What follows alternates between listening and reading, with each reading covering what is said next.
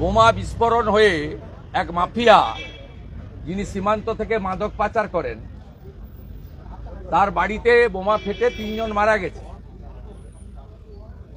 রাজ্যের মুখ্যমন্ত্রী হঠাৎ করে বিধানসভায় উদয় হন, আগে থেকে কেউ জানতেও পারে না, লিস্টেও থাকে না।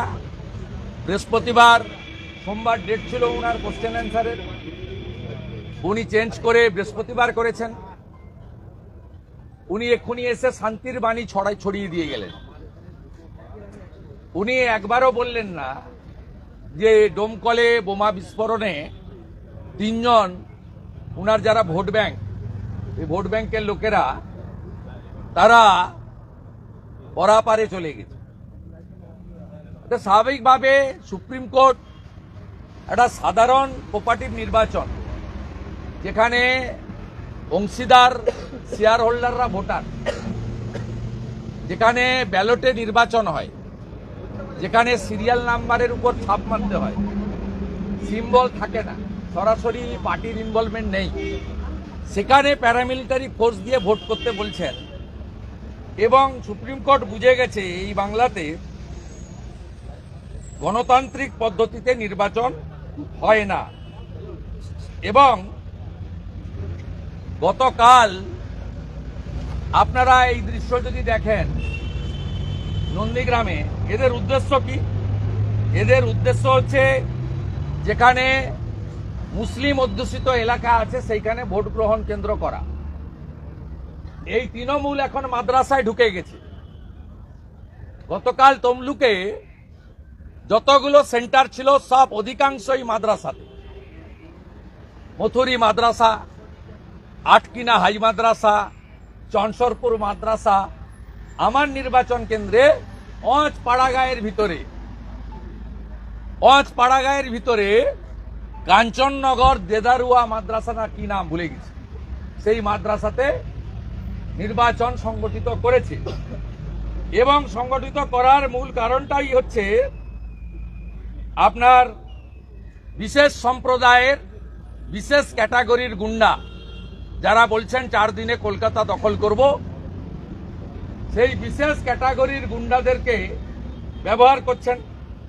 ব্যবহার করার ফলে সুপ্রিম কোর্ট ধরে ফেলেছে যে আপনারা যখন নোটিফিকেশন করেছেন এক একটা সেন্টারে, ধরুন এগরাতে শেয়ার হোল্ডাররা ভোট দেবেন, Egra Jhatulal high school, Egra sub division town এবং হেডকোয়ার্টার, তাকে নতুন নোটিফিকেশন করে নিয়ে গেছে জেঠথানে, যে জেঠথানে মুসলিম সংখ্যাগরিষ্ঠতা বেশি এবং সেখানে ওই সম্প্রদায়ের বিশেষ বিশেষ লোকেদের দিয়ে গুন্ডামি করা হবে এবং বিরোধী পক্ষের ভোটারদের বাধা দান হবে। সুপ্রিম কোর্ট বলছে যে তোমাদের নিজ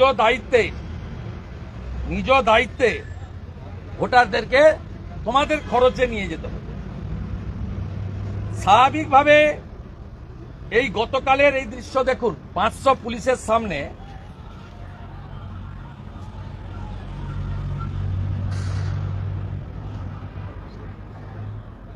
দেখুন, এখানে তো প্রেস ক্লাব নেই, অলরেডি মারা গেছে প্রেস ক্লাব আমার মনে হয়েছে, মানে অ্যাক্টিভিটিতে দেহ হয়তো আছে, কার্যক্ষেত্রে মারা গেছে।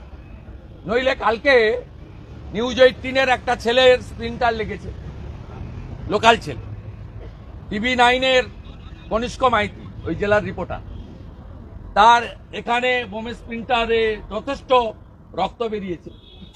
সাইলেন্ট, অল আর সাইলেন্ট, সবাই স্তাবকতা করতে আর চটি চাটতে আর ফিল গুড করতে ব্যস্ত। তাই ভারতবর্ষে যখন গণতন্ত্র বিপন্ন হয়, হায়ার জুডিশিয়ারি এগিয়ে আসে। তাই সুপ্রিম কোর্ট আজকে এগিয়ে এসেছে শেষ চেষ্টা করার জন্য। এটা নতুনত্ব কিছু নেই, এটা লজ্জা। আর আমাদের বলার কোনো সুযোগ নেই। আজকে সোমবার, একটাও পুলিশ দপ্তরের প্রশ্ন নেয়নি। মুখ্যমন্ত্রী কখন আসেন কখন যান, 12:40-এ ঢুকলেন, শান্তির বাণী ছড়ালেন 6-7 মিনিট দিয়ে পগার পার।